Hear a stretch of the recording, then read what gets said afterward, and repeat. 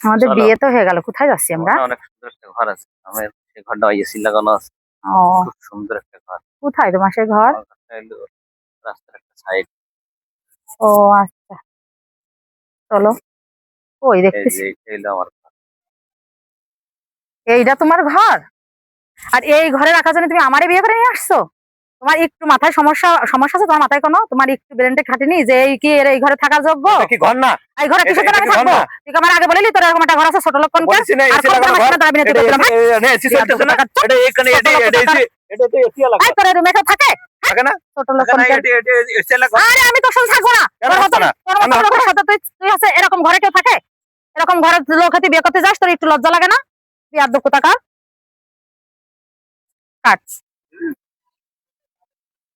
আমার বিয়ে চলে গেছে। Guys, আপনারা ঘর করবেন সুন্দর করে, তারপরে বিয়ে। তারপরে বিয়ে করবেন। ঘর না করে আপনারা যেন কখনো বিয়ে করেন না। বিয়ে করলে আপনাদের বউ থাকবে